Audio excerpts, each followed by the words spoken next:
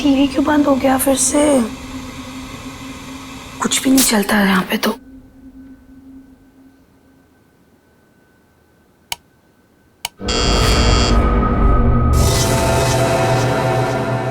Nurse, nurse, nurse, nurse, nurse देखो ना, मेरा टीवी काम नहीं कर रहा है फिर से।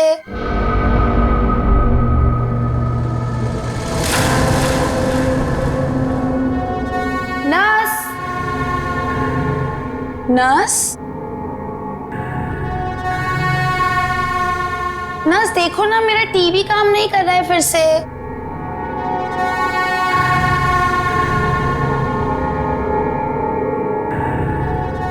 कौन है? नर्स, अरे रुको रुको, कौन है वहां पर? अरे रुको, रुको तो जरा।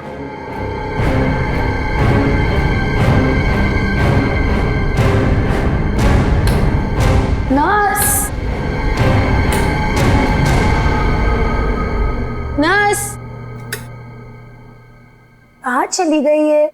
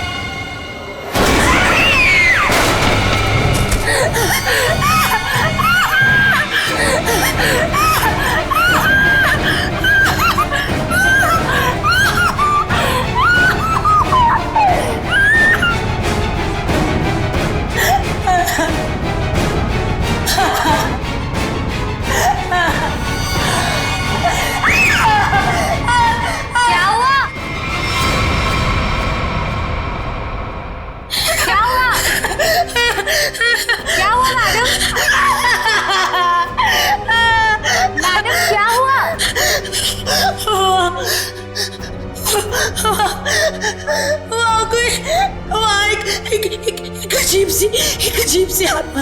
हाँ, कोई नहीं है मैडम। इस फ्लोर पे आपके अलावा और कोई नहीं है।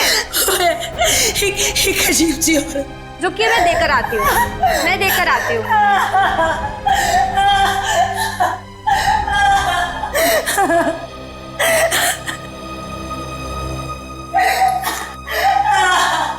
देखिए मैडम, वहाँ पे कोई नहीं है।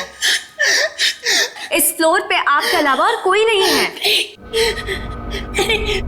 मैंने उसे देखा। मैं सच बोल रही हूँ। एक अजीब सी आत्मा। मुझे यहाँ से शिफ्ट करो, मैं यहाँ नहीं रहूंगी। मैडम देखिए, आपको पहले ही बताया जा चुका है, हॉस्पिटल में इस बेड के अलावा और कोई बेड अवेलेबल नहीं है। वो मुझे मार डालेगी, वो मुझे मार डालेगी। ठीक है मैडम, मैं देकर आ रही हूँ। मुझे नहीं मारना, मुझे मार डालेगी। मैडम मैं देकर आती हूँ।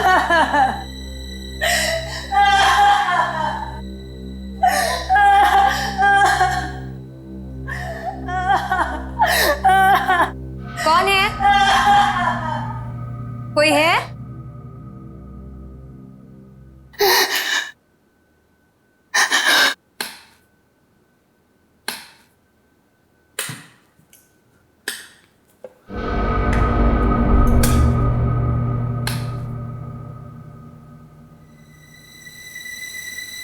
कहाँ गई वो? भागो, भागो, भागो, भागो, भागो, हेल्प, हेल्प,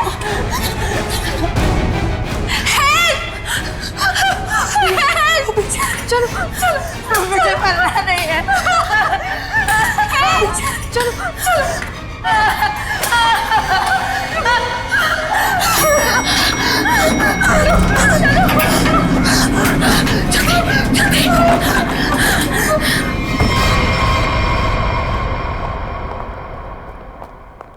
अरे हटिए, हटिए आप लोग। अरे सीमा, क्या हुआ?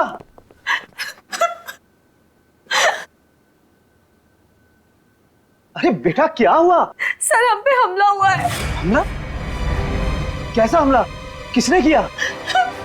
नीचे वाले फ्लोर में एक आत्मा है, उसी ने हम दोनों को मारने की कोशिश की। आत्मा? क्या बकवास कर रहे हो तुम? हॉस्पिटल में आत्मा कैसे हो सकती है? हाँ सर, सोनल सच कह रही है, नीचे कॉरिडोर में एक आत्मा है। सर, अगर हम भागे नहीं होते तो हम मर जाते। एक तो यहाँ पे पगार वैसे भी कम है और दूसरा आत्मा का लफड़ा वैसे भी है यहाँ पे। हाँ भाई, मैं तो अब दूसरी जगह काम ढूंढता हूँ। सीमा, चुप हो जाओ और मुझे ठीक ठीक बताओ कि तुमने नीचे क्या देखा। मैम, बेल बजी और मैं सोनल के रूम में गई। इन्होंने मुझसे कहा कि कॉरिडोर में कोई है, और जब मैं बाहर देखने गई तो कॉरिडोर में कोई नहीं था। कौन है वहाँ?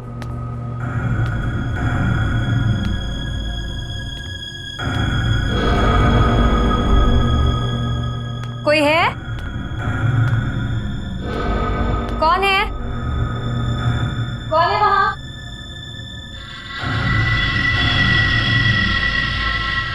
कौन है?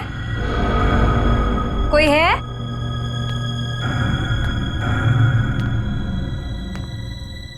कौन है?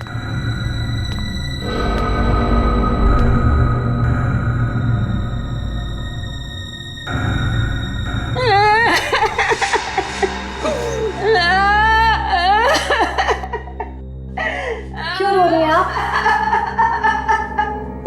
आप ठीक तो है ना? सुनिए, आप ठीक तो हैं? कोई मदद चाहिए आपको?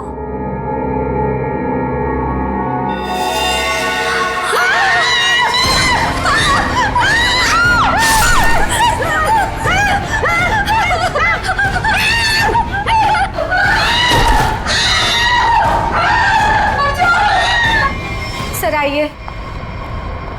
सर, वो 11 नंबर कमरे के सामने ही उस आत्मा ने मेरे ऊपर हमला किया था। सर, मैं नहीं जाऊंगी वहां।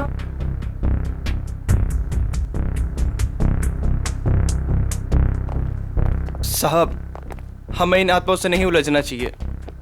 रुक जाइए साहब। तो मैंने भी सुना है कि इस हॉस्पिटल में ना आत्मा बसती सर। साहब रुक जाइए। सर प्लीज, सर मुझे लगता है हमें अंदर नहीं जाना चाहिए सर। कुछ नहीं होगा समीरा। सर, ये लाइट क्यों नहीं जल रही?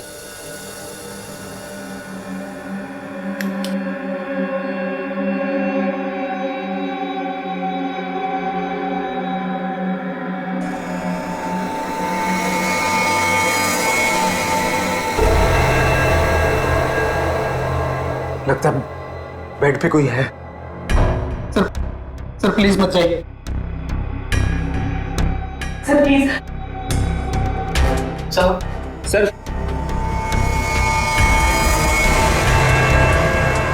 सर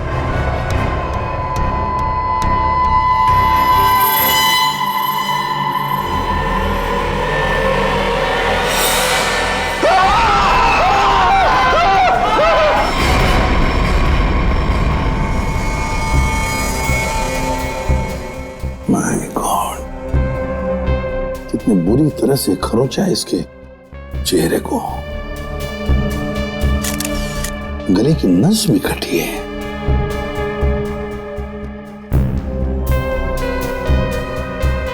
समझ में नहीं आ रहा। क्या सर? पूर्वी, गले की नस जब कटती है तो कितना खून बहता है पता है ना?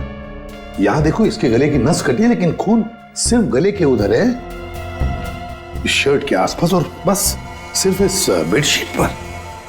ये कैसे हो सकता है? अरे अपने आप को बचाने के लिए वो यहां से वहां इधर से उधर भागा होगा ना, तो खून आसपास तो गिरना ही चाहिए, या तो कुछ भी नहीं है। सर कहीं ऐसा तो नहीं कि ये जब इसकी मौत हुई तो ये बेहोश पड़ा था? सर, या फिर इसे कहीं और मारकर बॉडी यहाँ पर छुपा दी हो। नहीं नहीं नहीं, कुछ न कुछ तो गड़बड़ जरूर है, कुछ न कुछ तो गड़बड़ जरूर है। देखते हैं।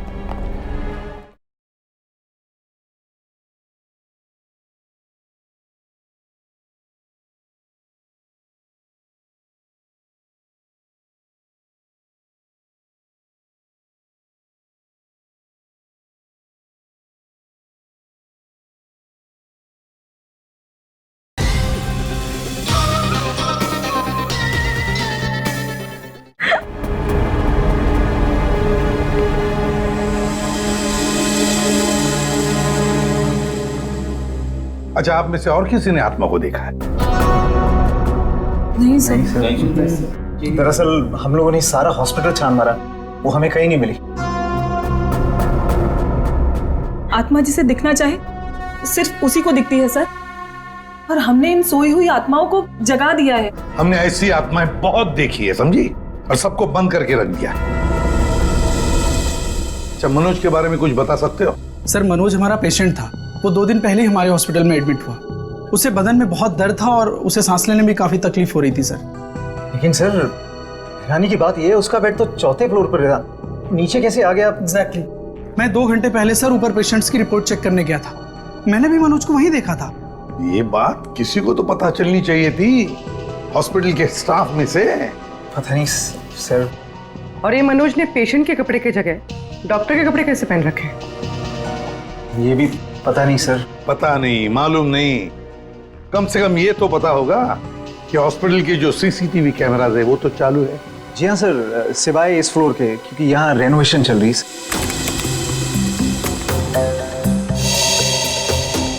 सर, ये है मनोज का रूम, कॉरिडोर का आखिरी कमरा, रूम नंबर 404। अच्छा,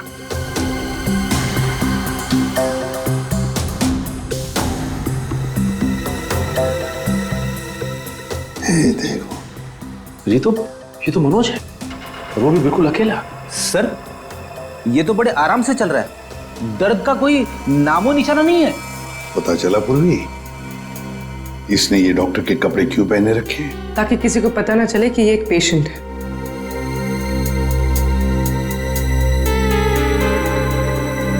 सर, इसने कुछ छुपा कर रखा है। रुको, लिफाफे जैसी चीज है, क्या लेके जा रहा है वो इस लिफाफे में? मीरा, अब 3rd फ्लोर वाला फुटेज दिखाओ जरा। Yes sir.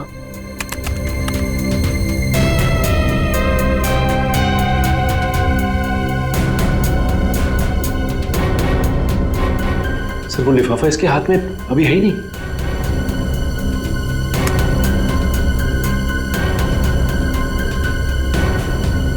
क्या हो सकता है उस लिफाफे में? क्या हुआ सालुंखे? आसमान गिर गया जो इतनी जल्दी बुला लिया?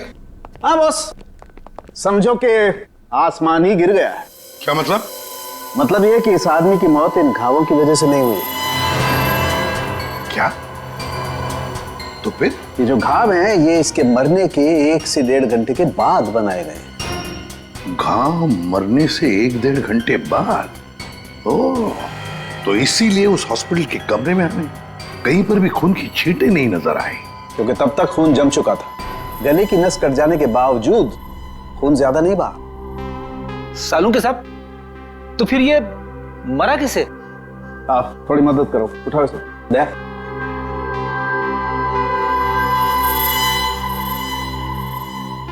बस ये देखो, इंजेक्शन का मार्क।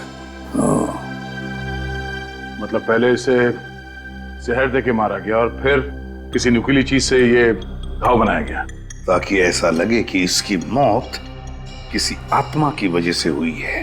बिल्कुल। अच्छा सालुंखे साहब, इसे मारने के लिए किस तरह का जहर दिया गया था?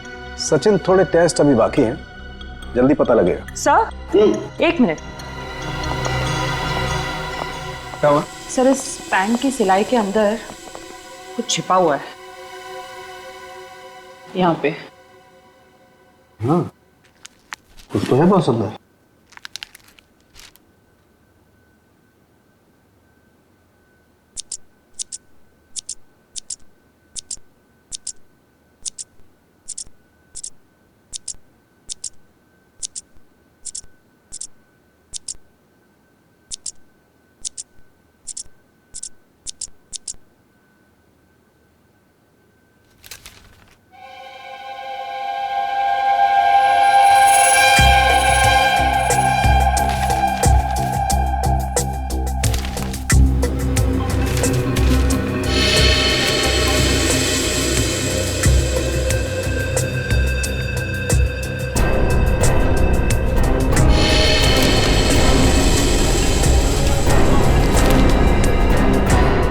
कोरा कागज है।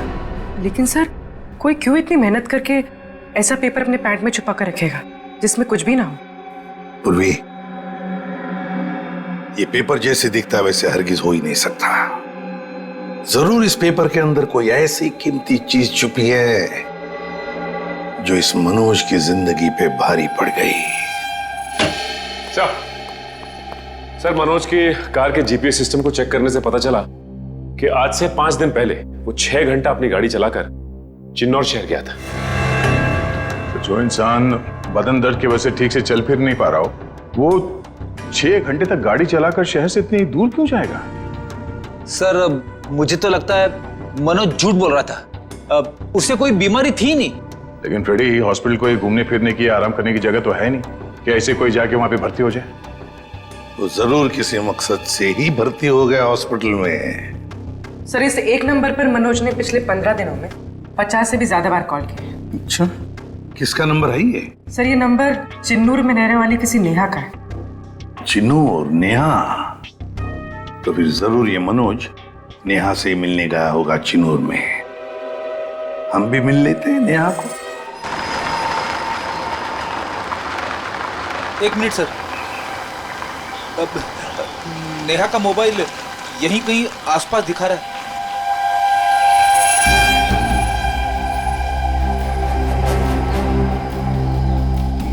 यहाँ आसपास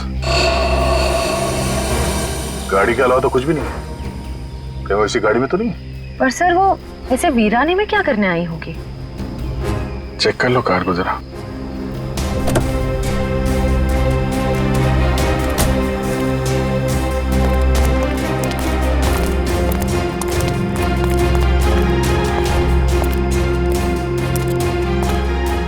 सर, गाड़ी में तो कोई नहीं है। ए, हाथ ऊपर करो। चला के करने की कोशिश की ना तो खोपड़ी उड़ा दूंगी। गन नीचे। कौन हो आप लोग? हम लोग सीआईडी से हैं। गन लेके क्या कर रही थी यहाँ पे? मैं किसी का इंतजार कर रही थी और ये मेरी लाइसेंस वाली गन है। मेरा काम ही कुछ ऐसा है कि मुझे कभी भी जरूरत पड़ सकती है इसकी। क्यों? ऐसा क्या काम करती हो कि तुम्हें गन की जरूरत पड़ती है? हा? प्राइवेट डिटेक्टिव हूँ मैं। Private detective? जी हाँ। किसी मनोज नाम के आदमी को जानती हो तुम? मनोज? क्लाइंट है वो मेरा। है नहीं, था। अब वो मर चुका है। मर चुका है? ओह माय गॉड, कैसे? क्या काम कर रही थी तुम मनोज के लिए? उसने मुझे अशोक नाम के आदमी को ढूंढने के लिए हायर किया था। अशोक? कौन है ये अशोक? अशोक कई साल तक जेल में बंद था और जेल से छूटने के बाद ही वो अपना नाम पता सब बदल कर किसी छोटे से शहर में रह रहा था। कि मनोज का एक मुजरिम से क्या कनेक्शन है? वो तो मैं नहीं जानती, लेकिन हाँ, मनोज ने मुझे अशोक के गांव का पता दिया था। वहीं से मुझे पता चला कि अशोक एक छोटे से चिन्नूर नाम के गांव में रह रहा है, नई पहचान बना के। ये वही शहर है ना जहाँ तुम आखिरी बार मनोज से मिली थी? जी सर। सर, लगता है मनोज के खून में अशोक का कोई ना कोई कनेक्शन जरूर है। अच्छा, अशोक की कोई तस्वीर है तुम्हारे पास? जी हाँ।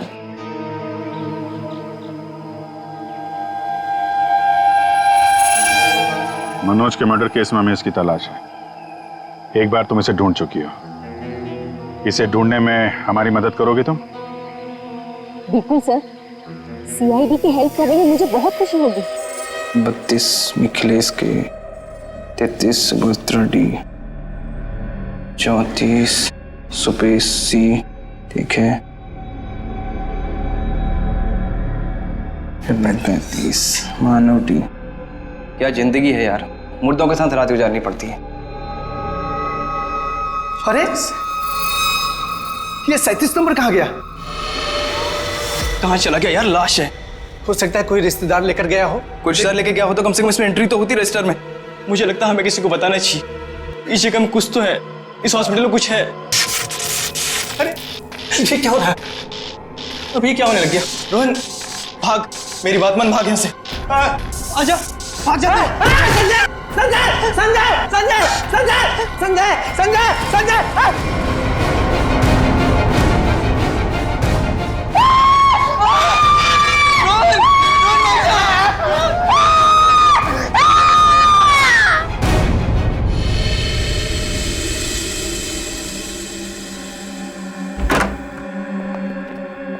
साहब। हाँ। पहले बॉडी नंबर 37 गायब हुई, उसके बाद में साहब ये वाली अचानक से उठी और इससे रोहन का हाथ पकड़ लिया साहब। मैं बहुत डर गया था साहब, इसलिए हम भाग गया।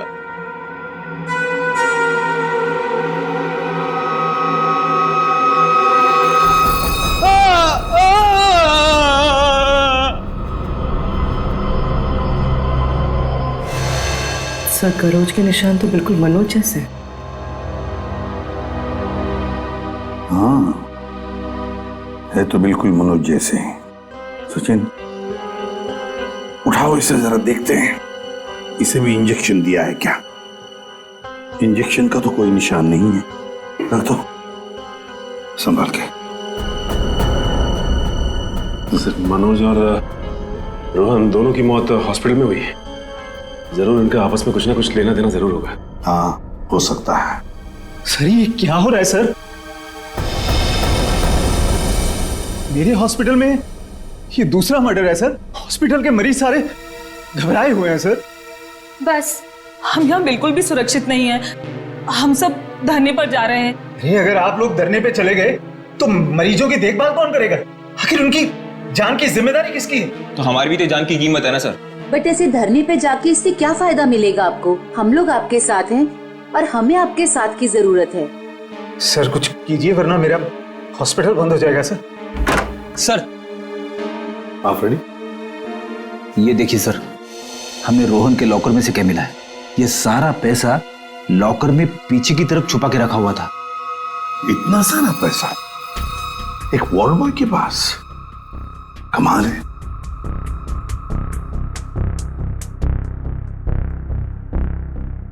आप में से कोई जानता है इस पैसे के बारे में? नहीं सर, हमें कुछ नहीं पता। किसी को भी नहीं पता? नहीं सर। सर ये रोहन जरूर किसी गलत काम में इन्वॉल्व हुआ और शायद इसी वजह से इसकी मौत हुई हो। हाँ, हो सकता है।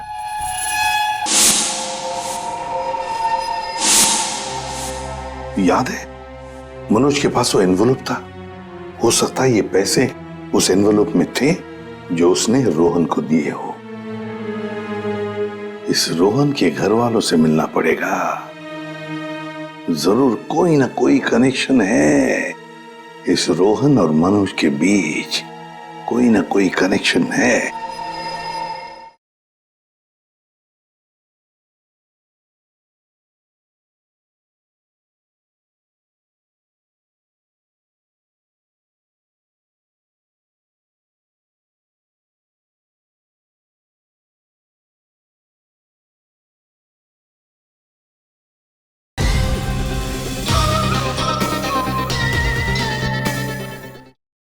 अशोक के बारे में कुछ पता चला? नहीं सर, अब तक नहीं, लेकिन नेहा भी अपने तरीके से पता लगा रही है सर।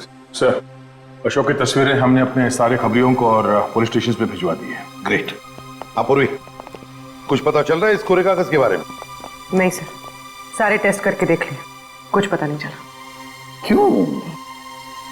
क्यों इस कागज को लेके घूम रहा था वो मनोज? क्या वजह हो सकती है? ऐसा क्या है इस कागज में? क्या हो सकता?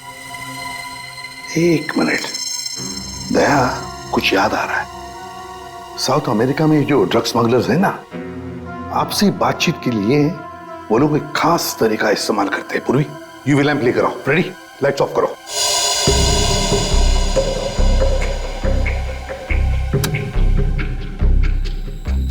सर,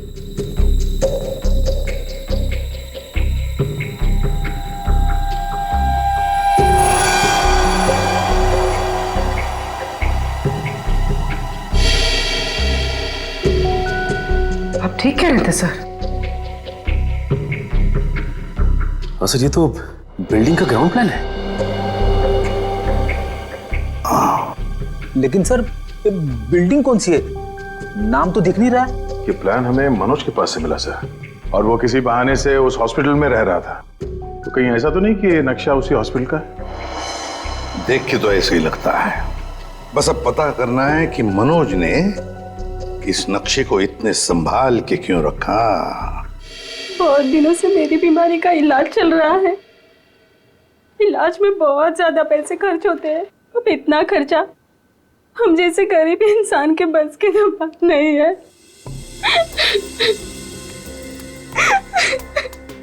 इसलिए रोहन बहुत चिड़चिड़े हो गए थे।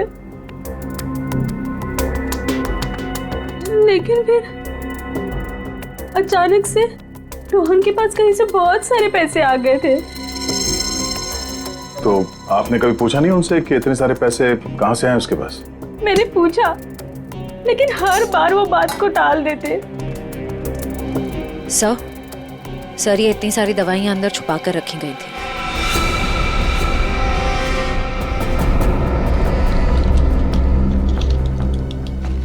ये तो बहुत महंगी दवाइयां हैं। कहीं ये रोहन हॉस्पिटल से दवाइयां चुरा कर बाहर बेच तो नहीं रहा था? रोहन का कोई दोस्त या जान पहचान वाले आदमी को जानते हैं आप, जो रोहन के साथ इस धंधे में शामिल था? नहीं सर। हाँ, एक रात उन्हें जब लगा कि मैं सो रही थी तो वो बाहर किसी से मिलने गए थे। कौन था आदमी? बाहर बहुत अंधेरा था, मैं नहीं देख पाई, लेकिन ना रोहन उन्हें बार बार सर कह के पुकार रहे थे। सर? कुछ और कुछ याद आता है उस आदमी के बारे में? कोई भी बात? वो आदमी ना लंगड़ा के चल रहा था। लंगड़ा के चल रहा था? रोहन उस आदमी को सर बुला रहा था। इसका मतलब वो रोहन का कोई सीनियर होगा हॉस्पिटल में।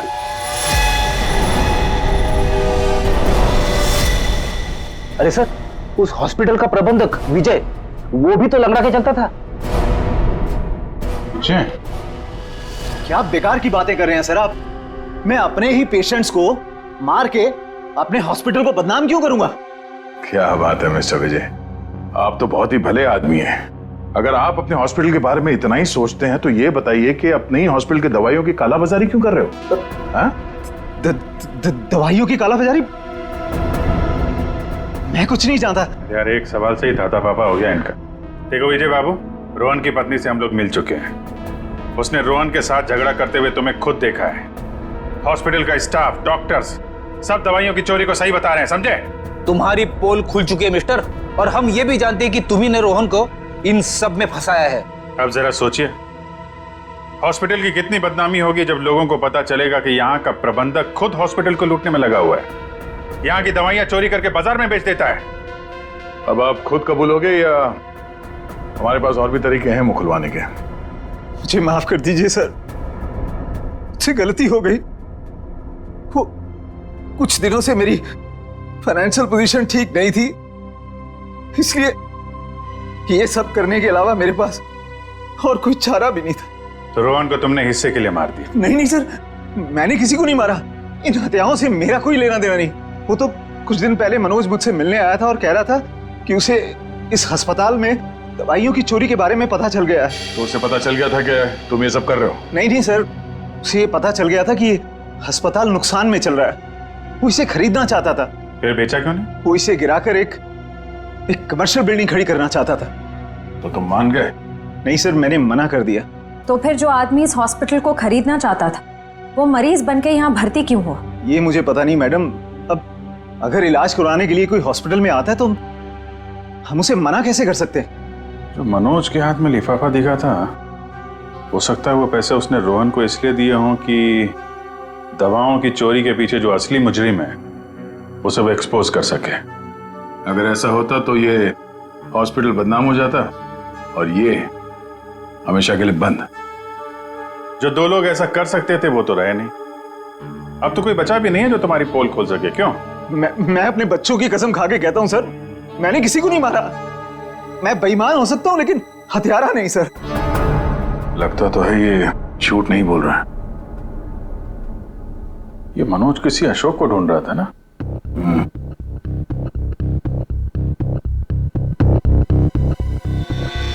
इस आदमी को पहचानते हो? मैंने इसे देखा है कहीं। अरे हाँ, ये तो समीरा का दूसरा पति है।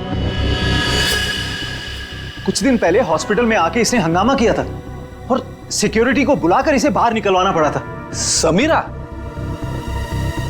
अरे सर, ये वही औरत थी जो बार बार आत्मा का नाम लेके सबको डरा रही थी। अच्छा, सबको डरा रही थी? इस समीरा जी से मिलना होगा।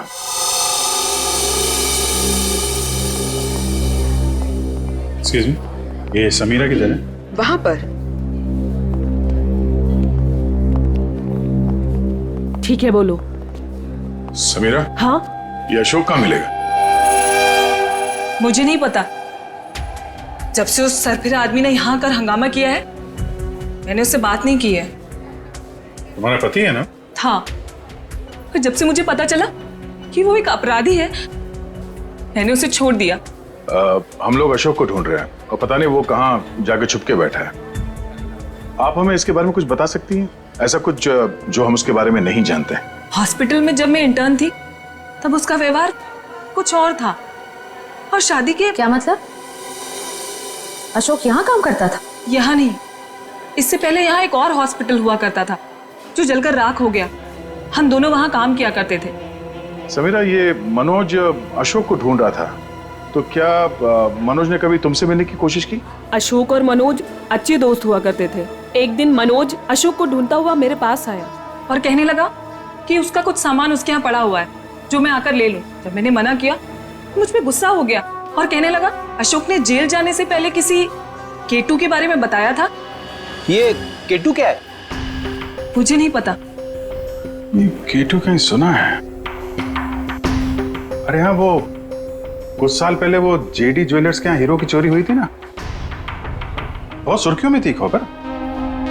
उसमें से एक हीरे का नाम था केटू। हाँ सर, केटू हीरा। मुझे याद है सर, ये खबर तो हर न्यूज चैनल पे थी और मीडिया वालों ने इसका नाम केटू केस रखा था। और ना तो उन चोरी हुए हीरों का कुछ पता चला और ना ही उन चोरों का। तो कहीं अशोक और मनोज, इन लोगों ने तो नहीं उड़ा दिया हीरा?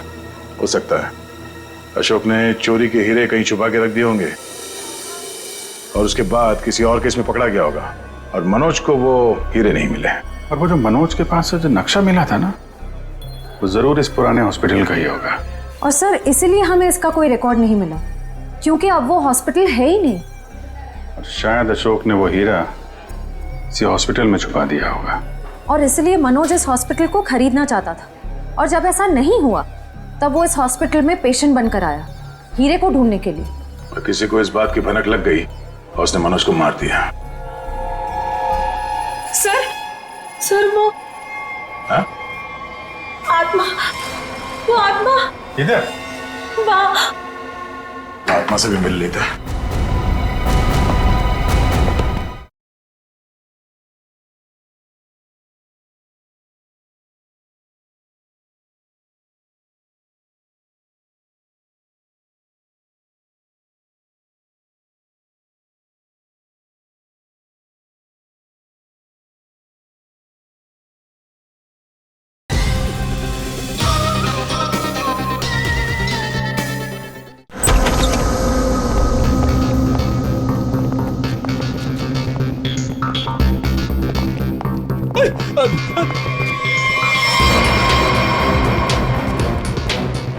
सर, यहाँ तो रास्ता बंद है। गई कहाँ वो? आत्मा कहीं भी जा सकती है, कहीं भी आ सकती है।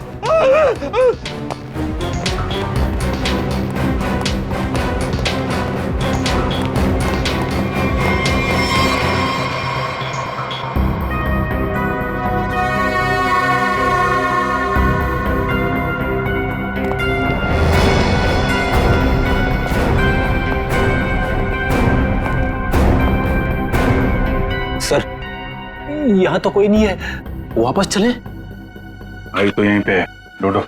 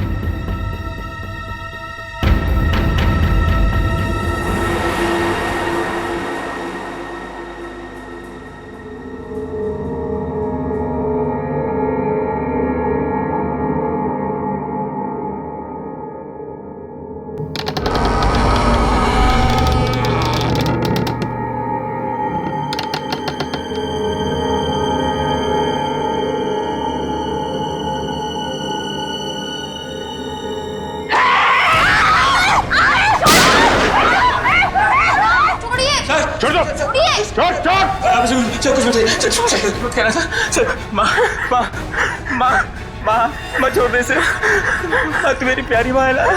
माँ मेरी प्यारी माँ है तू। मेरी माँ को चल माँ छोड़ दे। माँ छोड़ दे माँ। माँ प्लीज माँ प्लीज बैठा। प्लीज बैठा प्यारी माँ ने प्लीज बैठना।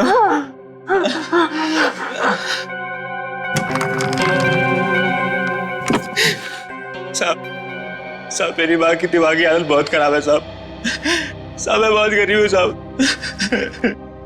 मेरे पास इतने पैसे भी नहीं है कि अपनी माँ का इलाज करा सकता था साहब, इसलिए मैंने इसे यहाँ पे छुपा के रखा साहब। जब ये 2-3 बार यहाँ से छूट के भाग गई तो लोगों ने इसे आत्मा समझा साहब। चलो सर, एक बात तो पक्की हो गई, यहाँ पे कोई आत्मा नहीं है। साहब प्लीज मेरी माँ को माफ कर दो साहब, इसकी कोई गलती नहीं है साहब। मैं मानता हूँ कि साहब मेरी माँ को ना दौरे आते हैं, पर ये साहब किसी का खून नहीं कर सकती साहब। ठीक है, तुम परेशान मत हो। तुम्हारी माँ की देखभाल का बंदोबस्त हम लोग करेंगे, ठीक है? साहब मैं आपका ये एहसान कभी नहीं भूलूंगा साहब। नहीं, एहसान की बात नहीं है, ये तो हमारा फर्ज है। और हो सके तो तुम भी किसी की मदद कर देना। सर लेकिन अब तक हमें खूनी का पता नहीं चल पाया है। वो खूनी भी यही होगा और लूट का माल भी यहीं कहीं छुपा के रखा होगा। वो लूट का माल? वो कुछ देर पहले मैंने ना वो खोदने की आवाज सुनी थी साहब। कहां पे?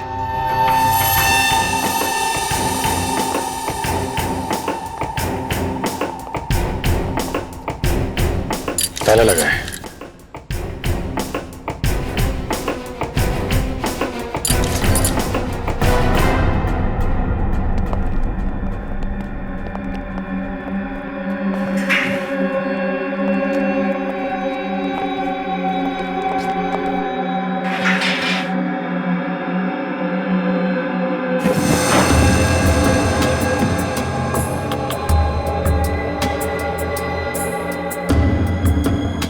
यहाँ पे कुछ है?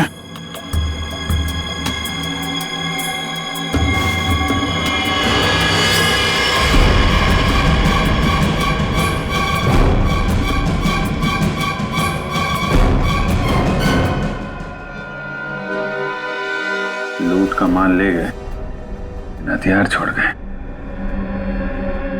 लेकिन अब खूनी को ढूंढेंगे कैसे? ये हॉस्पिटल में गड़ा हुआ चोरी का माल मनोज के बजाय कोई और ही ले उड़ा। लेकिन सर कैसे?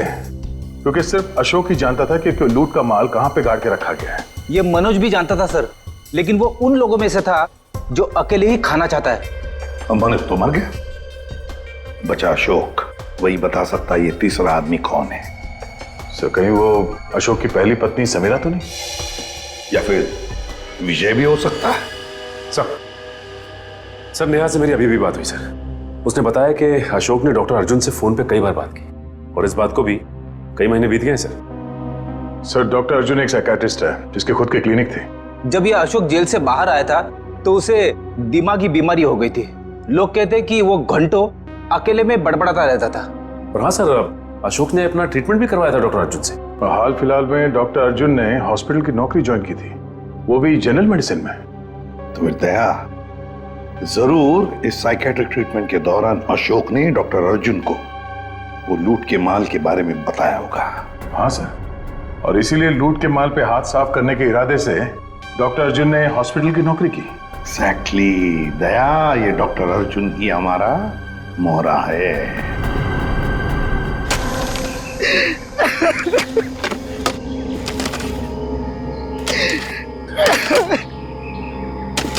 तुम ऐसा क्यों कर रहे हो मेरे साथ? मुझे प्लीज जाने दो। तुझे जाने दूं? तू ही तो वो बलि का बकरा है जो मुझे जेल से बचाएगा, और मैं तुझे ही जाने दूं?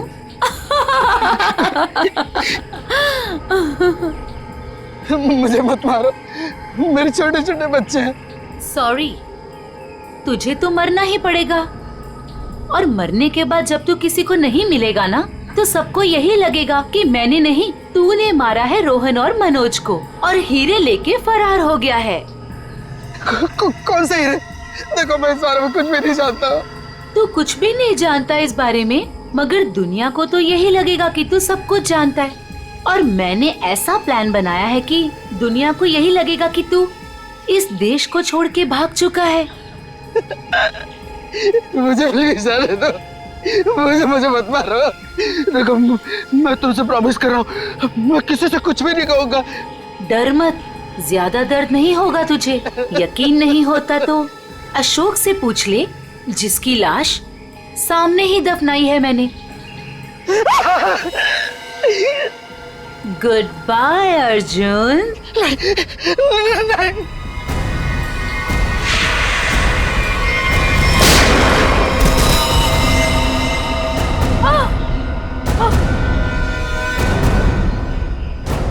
सीआईडी?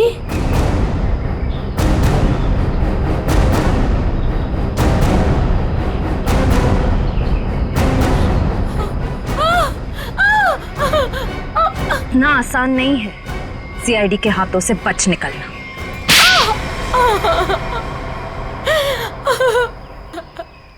तुम्हें अशोक ने चुराए हुए हीरों के बारे में पता कैसे चला? सर, अशोक जेल से छूटने के बाद मुझसे मिला था और वो बहुत अकेला और बहुत परेशान था सर। और सर, वो मुझसे प्यार भी करने लगा था और मेरे लिए वो अपने आप को सुधारना भी चाहता था। अशोक को मैं पहले से जानती थी और वो मुझसे प्यार भी करता था। और एक दिन नशे की हालत में मुझे उसने उन हीरो के बारे में बताया। और तुम्हारे मन में हीरो का लालच आ गया, क्यों?